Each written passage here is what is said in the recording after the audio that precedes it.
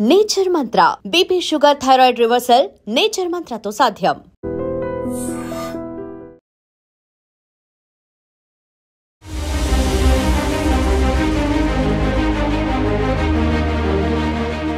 శ్రీకాకుళంలో ఘోర రోడ్డు ప్రమాదం జరిగింది. ఈ ప్రమాదంలో ఆగి ఉన్నటువంటి లారీని తుఫాను వెహికల్ బలంగా ఢీకొనటంతో ఈ తుఫాన్ వెహికల్లో ఉన్నటువంటి 4 మృతి చెందారు. మరో 6 తీవ్రంగా గాయపడ్డారు. చాలా బాధాకరమైన ఘటన. వీరంతా కూడా తుఫాన్ వెహికల్లో మధ్యప్రదేశ్ నుండి తీర్థయాత్రలకు బయలుదేరారు. మొదట మధ్యప్రదేశ్ నుండి బయలుదేరి పూరి క్షేత్రానికి వెళ్ళారు. అక్కడి నుంచి పూరి క్షేత్ర దర్శనం అయిపోయిన తర్వాత శ్రీశైలం వెళ్తూ ఉండగా శ్రీకాకుళం జిల్లా కోటబొమ్మాలి మండలం ఎత్తురాళ్లపాడు గ్రామం దగ్గరకు వచ్చేటప్పటికి ఆ గ్రామ శివారులో ఆగి ఉన్నటువంటి లారీని ఈ తుఫాన్ వెహికల్ బలంగా ఢీకొనటం వల్ల ఈ ఘోరమైన రోడ్డు ప్రమాదం జరిగింది. మృతదేహాలు కూడా అసలు కనుగొనడానికి వీల్లేనంతగా ఆ వెహికల్ విజువల్స్ ఒకసారి చూడండి. పూర్తిగా తుఫాన్ వెహికల్ అనేది నుజ్జు అయిపోయింది. ఇంకా అందులో ఉన్నవారి పరిస్థితి ఎలా ఉంటుందో మాటల్లో కూడా చెప్పలేం.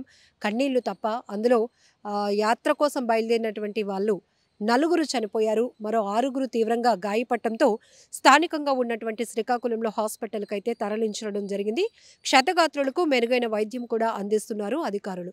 అయితే ఈ వెహికల్ ఒకసారి మనం చూస్తే గనక లారీ అనేది ఆగి ఉన్నటువంటి లారీ తెలంగాణ స్టేట్కు సంబంధించినటువంటిది.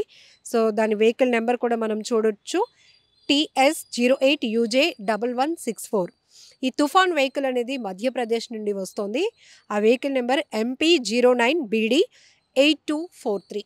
సో వీళ్ళని కమ్యూనికేట్ అవ్వడం జరిగింది ఆల్రెడీ. ఎందుకంటే క్షతగాత్రులు ఎవరైతే ఉన్నారో వాళ్ళ దగ్గర ఇమీడియట్గా కాంటాక్ట్స్ తీసుకొని మృతులకు సంబంధించినటువంటి కుటుంబ సభ్యులకు కూడా పోలీసులు ఇన్ఫర్మేషన్ ఇచ్చారు. అలాగే మిగతా క్షతగాత్రులకు కూడా మెరుగైన ట్రీట్మెంట్ అందించే విధంగా హుటాహుటిని అక్కడికి చేరుకొని రెస్క్యూ కొనసాగించి వాళ్ళని ఆ ఇరుక్కుపోయినటువంటి ఆ వెహికల్లో ఇరుక్కుపోయిన వాళ్ళని బయటకు తీసి అంబులెన్స్లోనైతే హాస్పిటల్కు తరలించడం జరిగింది.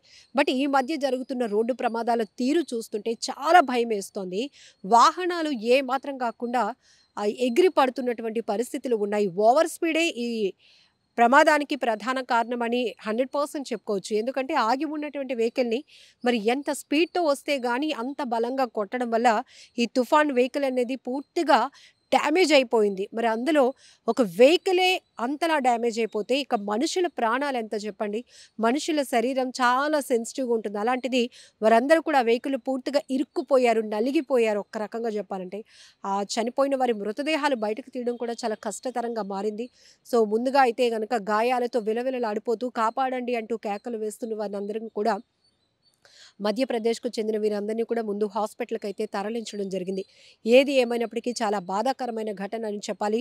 రోడ్డు ప్రమాదాలు జరుగుతున్నాయంటే ప్రధాన కారణం అతి వేగమే ప్రమాదానికి కారణమవుతోంది.